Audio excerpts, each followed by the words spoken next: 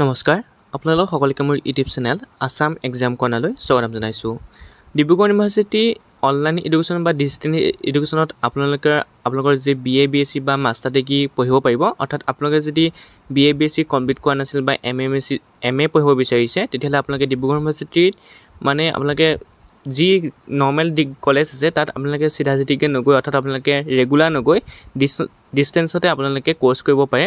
তাৰ কাৰণে ডিব্ৰুগড় ইউনিভাৰ্চিটিৰ centre for distance and online education তেওঁলোকে বহুত কোৰ্চ অফাৰ কৰে আৰু কলেজবিলাক আপোনালোকে চাব পাৰে। সেই কলেজবিলাকত আপোনালোকে ষ্টাডি চেণ্টাৰ লৈ পেলাই আপোনালোকৰ BA BSc বা আপোনালোকৰ যি মাষ্টাৰ ডিগ্ৰী আছে সেইটো কমপ্লিট কৰিব পাৰে।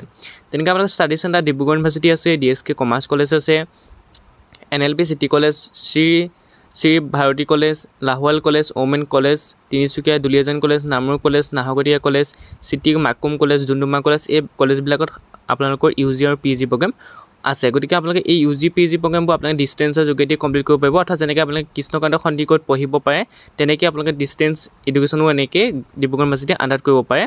আৰু আপোনালোকৰ এক্সামিনেশ্যন চেণ্টাৰবোৰ দি আছে। অৰ্থাৎ ষ্টাডি চেণ্টাৰত যদি লয় কোনটো এক্সামিনেশ্যন চেণ্টাৰ হয় অৰ্থাৎ ক'ত এক্সাম দিব লাগিব সেইটো কথাও উল্লেখ কৰিছে। আপোনালোকে কোৰ্চবোৰ চাব পাৰে ইয়াত। আপোনালোকৰ UG কাৰণে কি কোৰ্চ আছে, PG কাৰণে কোৰ্চ কি আছে। ডিগবৈ কলেজত BA জেনেৰেল আৰু অনাৰ্ছ, BCom আৰু BC তিনিটা আছে। তাত আকৌ PG programme Assamese, economics, English, education, political science, sociology, commerce আৰু মেথমেটিক্স আছে।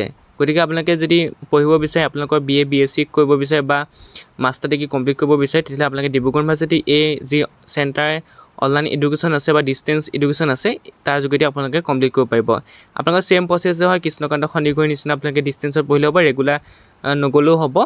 যিহেতু আপোনালোকৰ ৰেগুলাৰ কাৰণে আপোনালোকক যি নৰ্মেল ডিগ্ৰী আছে সেই নৰ্মেল ডিগ্ৰী পায়, নহ'লে আপোনালোকে এই ডিগ্ৰীৰ জৰিয়তে আপোনালোকৰ যি BA BSc আছে সেইটো আপোনালোকে ডিগ্ৰী অৰ্হতা সম্পন্ন কৰিব পাৰে। গতিকে আপোনালোকে যদি বিচাৰে বা ল'ব বিচাৰে তেতিয়াহ'লে আপোনালোকে ডিব্ৰুগড় ইউনিভাৰ্চিটি এই ডিষ্টেঞ্চ অনলাইন এডুকেশ্যনত নামভৰ্তি কৰিব পাৰে যদি আপোনালোকে BA BSc বা মাষ্টাৰ ডিগ্ৰী কমপ্লিট কৰিব বিচাৰিছে। গতিকে আপোনালোকে কলেজবোৰ চাই ল'ব। আপোনালোকৰ ওচৰৰ কলেজ যি হয় সেই কলেজতে আপোনালোকে নামভৰ্তি কৰিব পাৰিব।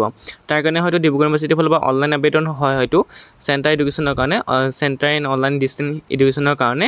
যদি আপোনালোকে অনলাইন আবেদন কৰে তেতিয়াহ'লে আপোনালোকে যি মনৰ ইচ্ছা কলেজ ষ্টাডি চেণ্টাৰ আছে সেইটো নিৰ্বাচন কৰি আপোনালোকৰ BA BSc বা মাষ্টাৰ ডিগ্ৰী আপোনালোকে কমপ্লিট কৰিব পাৰে ডিষ্টেঞ্চৰ যোগেদি বা অনলাইনৰ যোগেদি।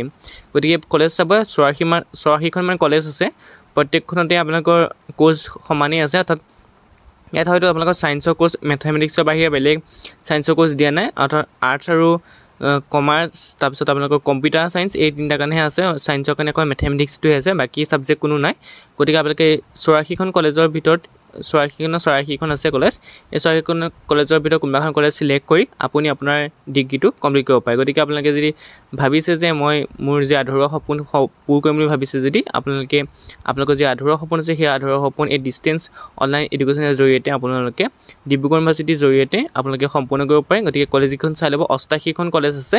88খন কলেজৰ ভিতৰত যিকোনো এখন নিৰ্বাচন কৰি আপোনালোকে ডিগ্ৰী ল'ব পাৰিব।